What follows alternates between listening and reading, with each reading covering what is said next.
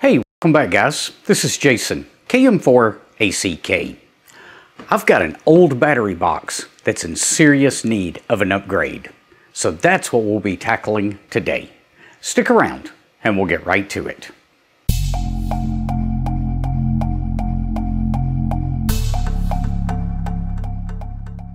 Real quick before we get going today, I've got to give a shout out to these guys.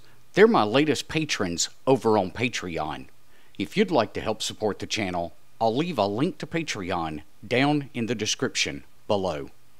So this battery box sitting on the workbench behind me is one that I built several years ago. In fact, I don't think I'd had my ticket, but maybe a year or so at the time, maybe 2 years, when I first built this battery box.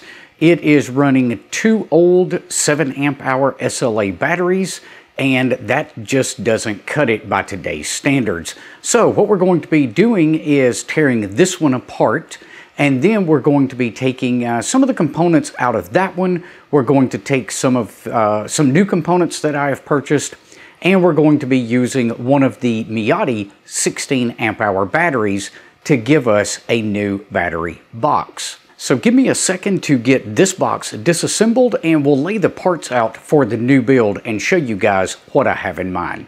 Let's go ahead and jump over to the workbench. So after disassembling the old box, these were kind of the components I was left with. Well, all excluding this one. We'll get to that in just a second. But I've got a couple of these power blocks where we can connect multiple things to it. We may or may not reuse those. I'm not sure. Also have this voltmeter, and well, with lithium iron phosphate, these things are almost worthless. So I don't think I'm going to be using that one. I will keep the switch. We got a nice little lighted rocker switch that'll tell us if power is applied or not to everything else. And I think I'm basically going to power or run the power of every other component through this switch, excluding one. And I'll tell you guys why in a minute. In addition to that, let's see, we've got just a old school cigarette lighter power port here that we will be reusing.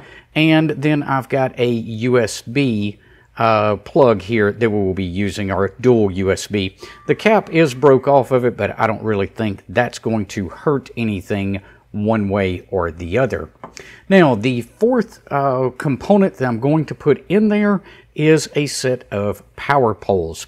And this is where I was telling you guys I was going to run everything excluding one thing through that switch. One of these, I think I'm going to bypass the switch and go straight to the battery. That'll give me capability to do 2 different things. A, I can run off of this one power pole without having to turn on the rest of the box.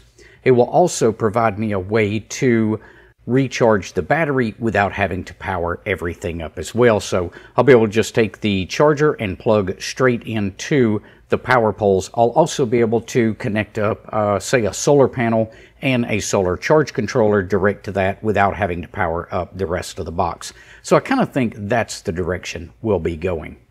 So the box I've chosen is an Mtm Case Guard. I like these cases. They're not terribly expensive, and it's all plastic. And I like the plastic, especially when it comes to working with batteries. We don't have to worry about shorting anything out.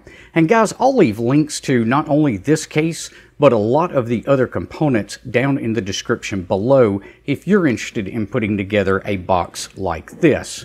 Now, what I have done is I went ahead, see if I can get this up here so you guys can see it.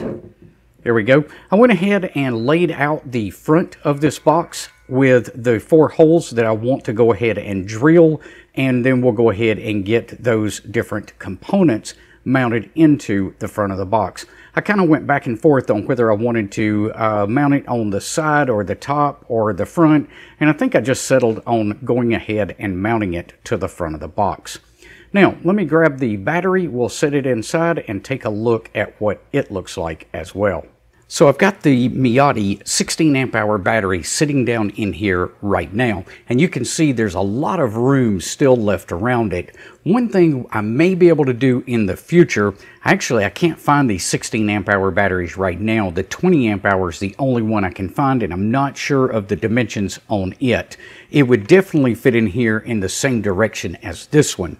However, if I can find another 16 amp hour, this thing will almost perfectly sit sideways in here, and that would give us enough room for two. Now, one thing, because of the shape of this box, it kind of goes down and slopes in at the same time. So this battery is not quite touching underneath. I can get almost a finger underneath it. So I might have to build up the bottom of that, maybe with a, I don't know, a small thin sheet of plywood or something along those lines, just to raise it up, because over time, as you set this down, if you didn't have some support underneath that battery, it would constantly bang against the sides of this case, and it might end up damaging the sides of the case over time. But I think for now, what I'm going to do is I'm just going to leave it sitting like this, and then if I decide to upgrade it and add a second battery in the future, I'll be able to do that. To hold this battery in, I'm probably just going to use some industrial strength Velcro, but this will leave me a lot of room to expand on this system in the future if I deem it necessary. Okay, so I went ahead and drilled the 4 holes and got all of the connectors in place. I did have one little snafu around the edge of this one, so it's not a perfect fit there, but it's going to be close enough for this project. You'll also notice that I have canted several of the caps. So this one and this one are both off at a 45-degree angle. I wanted to keep all of those plugs pretty tight together. I got a little bit too tight, so that was the solution or the workaround. But it opens up, and that shouldn't present us with any issues whatsoever. So next is going to be getting the battery into the box. And I kind of went back and forth with myself about removing. Let me slide this over. So currently what I've got is a power pole that goes back to, I believe these are called F-type connectors. And I thought about actually taking this off and plugging direct into the F-type connectors. But if I leave the power poles on here, that gives me the ability to swap this battery out much easier in the future if I need to, since I can just put power pole connectors on whatever type battery I get. So if I do like, I think it's the 20 amp hour that has the screw post on top of it, then these F-types wouldn't work. But if I just go ahead and make the box up to accept the power poles, we should be golden in the future. Okay, so let's take a look at what we wound up with. This is a look at the inside of the box. I did go ahead and use these power blocks, and I just not super glued, but used hot glue to connect those to the side. But I'm pressing on that pretty good and not wiggling at all. So I've got positive on one side, negative on the other. There's the battery, and then on the outside, here we go. Let's see if I can raise this up a little bit. We've got all of the connections that we need out here. So nice little blue light when we turn everything on. We've got the power poles over here. We've got the cigarette lighter socket down here and a couple of USBs here. I definitely think I'm going to go back and upgrade this. I was looking as I was putting this together, and this is a 2.1 amp USB socket. So I'm going to see if I can't find another one on Amazon that is maybe a 3 amp or a 3.5 amp version. It'd be nice to be able to just plug the Raspberry Pi natively into the 5-volt port here. So there you have it, guys. There's the upgrade that I did for my battery box.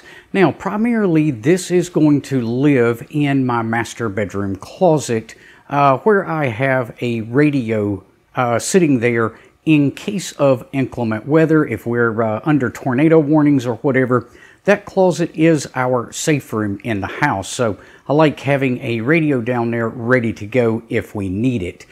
So this battery will live in that area, and I won't have to worry quite as much about keeping this one charged as I did with the SLAs.